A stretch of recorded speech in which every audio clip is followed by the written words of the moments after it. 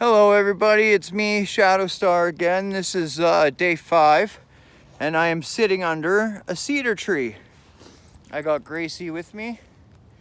Say hi, Gracie. Say hi to the camera. Hey, no, don't eat. She keeps trying to eat stuff off the ground, off my pants.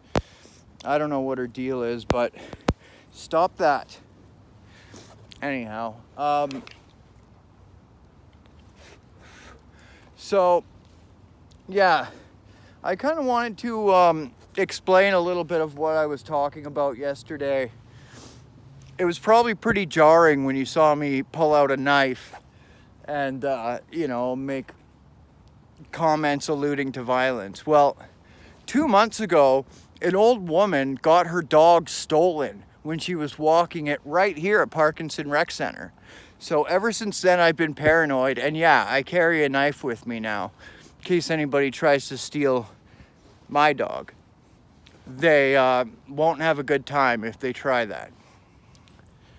But I don't think they will, because I come here in broad daylight when it's open to the public and when a lot of people are hanging around. Also, there's a lot of homeless people that set up camp here. Now, most of them are good, decent people, and they just want to be left alone. They want a place to sleep because they have nowhere to sleep.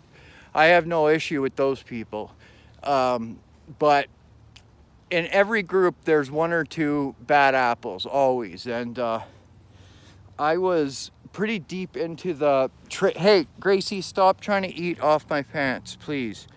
All right, so I was pretty deep into the place where people camp out, so I was feeling pretty paranoid, and I probably had no reason to, but hey, better to be safe than sorry. Gracie, what are you doing?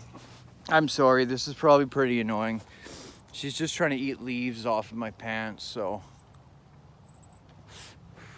Anyhow, let's just make sure I don't have anything dangerous. Yeah, no, she's just trying to eat leaves. That's not the end of the world.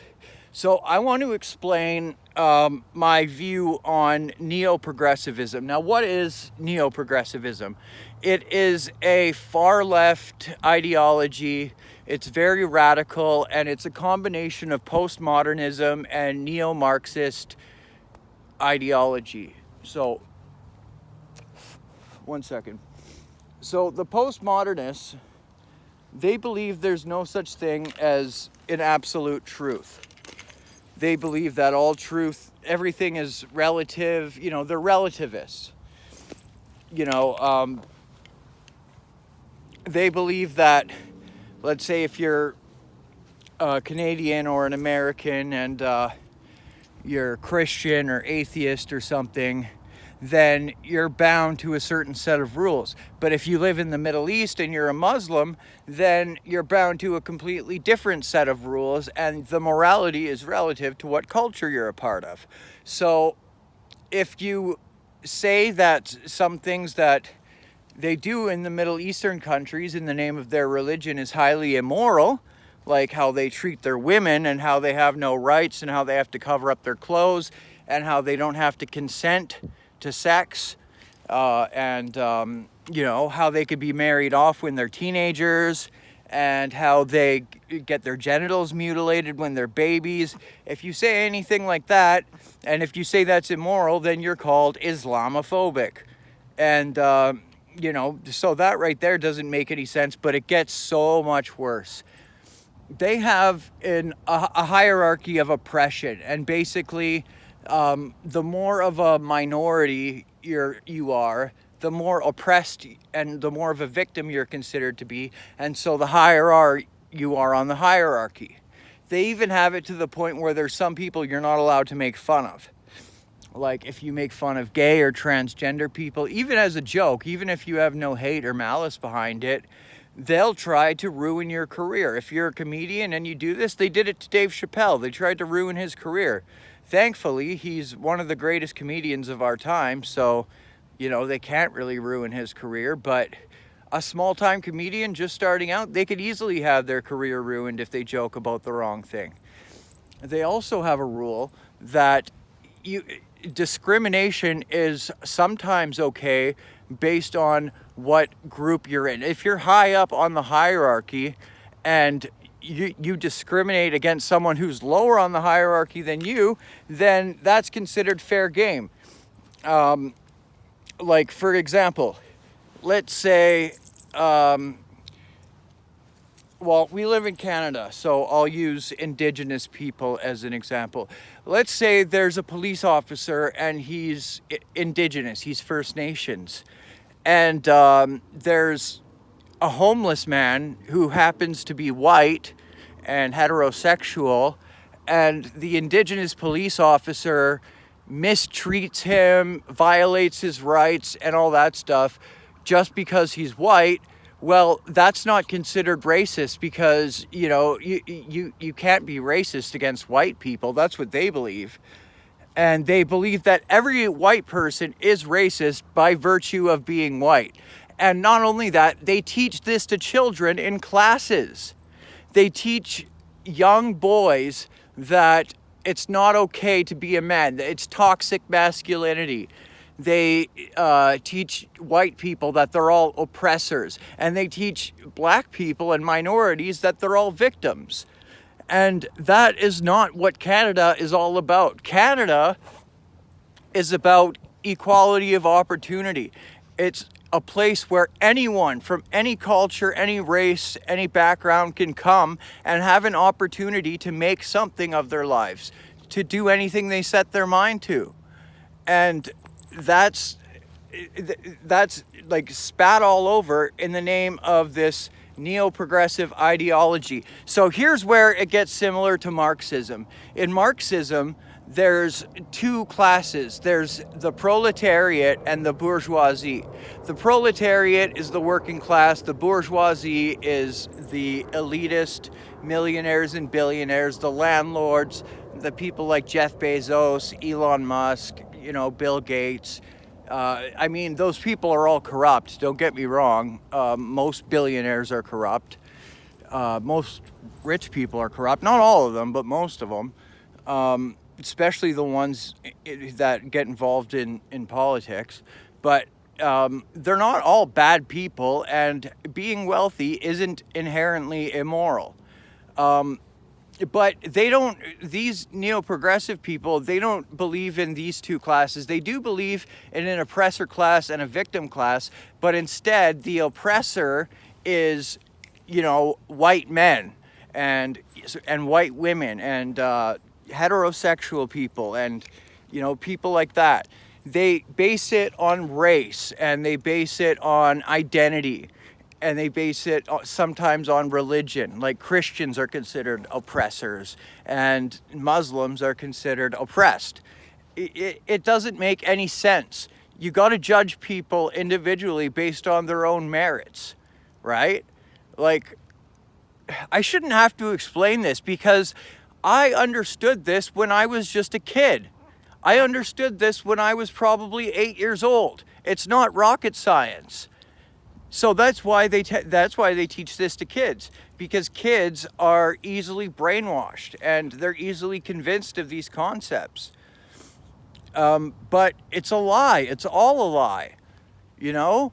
Now, I will admit, in Canada, we have had issues where the police treat First Nations people more poorly than they would other people. Like if a First Nations woman goes missing, they've been known not to put as much effort into finding her as they would if a white woman went missing. That does happen, but it's not every police officer who does that. It's some of them. So instead of just saying all white people are oppressors, you got to look at the individuals who actually engage in that behavior and judge them, not all of the people just because they share a skin color. You know, there's a lot of police officers who would, you know, do everything in their power to find a missing Indigenous woman. And there's some who won't. There's some people who work in the welfare system who are very rude towards Indigenous people, and they make fun of them for being on social assistance. But they don't do that for the white people. You know, there are people like that. But you gotta judge the individuals who actually engage in that behavior, not everyone who shares a skin color with them. And by the way, not everyone who is indigenous, for example, is a victim. A lot of them are living very good lives, and they're making a decent living, and they're happy. They're involved in their culture. I've met Native elders who were in residential schools. They were abused by the Catholic Church. They were made to strip naked and stand in the corner. They were hit and beaten for speaking their own language. But now they faced their demons. A lot of them became alcoholics, and they went through the 12-step program. They faced their demons, and now they're leaders in their community, and they're highly respected, and they're grateful. They don't live in regret. They don't live with resentment anymore. And I have a lot of respect for people like that. You know, and like for me as a white person, primarily Scottish and Polish, who engages in native spirituality, a lot of people would be outraged over that. They would try to get my disability money taken away, probably. And since I live in BC, they might actually be successful at doing it. These people are evil. They just want to see they just want to they feel like they have no power in their own lives, so they feel powerful when they start these Twitter hashtag campaigns and you know, get people's lives ruined, get them fired from their jobs. Sometimes they drive people to suicide. A man opened a shelter for abused men who were being abused by their partners, either their same-sex partners or their female partners. And there were so many angry feminists that they petitioned to get the shelter shut down, but then that wasn't good enough for them. So they kept bullying the man and bullying the man and bullying the man, and he ended up committing suicide. I might be confusing two different stories. I do know there was a Canadian man who got pushed to the point of suicide by feminists, and I do know there was a man in Canada who opened a shelter for abused men and got bullied into getting rid of the shelter that he built with his own money and resources because he cares, by this angry feminist group. And they're part of the neo-progressive movement too. The LGBT activists, I'm not talking about gay people. Like, it's fine if you're gay, it's fine if you're trans, that's all good. I'm talking about the people who politically identify as LGBT activists. Those people are part of the neo-progressive movement. The, you know, Marxists are part of the movement. Black Lives Matter. Like, the name sounds great. Who could disagree with that? Of course Black Lives Matter. All lives matter. You shouldn't treat somebody bad just because of the color of their skin, but they're hypocrites because there's so much gang violence that goes on in the United States that there's a black person killed almost every day there. They don't say anything about that. They only say something about it when one of them is killed by the police. So what about all those other people who get killed? Do their lives not matter? I thought Black Lives Matter. I believe they matter. So why aren't they doing anything about the gang violence? And they used to say on their website that they are trained Marxists. I could find the clip of Patricia Cullors saying that she is a trained Marxist. Now, it was found that she was scamming her own community and spending a bunch of the donation money on big mansions, and she had properties all over Canada and the United States because she's a scammer and a liar. When Jussie Smollett pulled his hoax, she tried to get him bailed out of jail. Everyone knew it was a hoax. Everyone knew he was lying, but she still had the audacity to try to get him bailed out of prison. And he never ended up serving a single day in jail. I think he should have went to prison. He pulled a race hoax. He caused so much division within the United States where they're already so divided. They're way more divided than we are here. And I'll just close by saying this. The whole thing in the United States of the Democrats versus the Republicans, it's bullshit. It's all just meant to divide. The shit they say on CNN is the same as the shit they say on Fox News. It's just a different ideology. They're always right. The other people are always wrong. Everything they do is justified. Everything their opponents do is not justified. It's all the same stuff. It's the same thing, just with a different coat of paint. And if you're too blind to see that and you pick one side and think one side's good and the other side's bad, then you're blind. I'm sorry, but you're blind. In Canada, all we have is one company that owns all the news media, and it has like an extreme left-wing bias. But even if it had a right-wing bias, it's still propaganda. Propaganda's bad no matter who's doing it. You know, if you're going to report the news, you should do it without any bias. You should just report the facts. That's why I don't watch the mainstream media. I don't get my news from there, right? In fact, I don't look up the news much at all because there's not many people you can trust.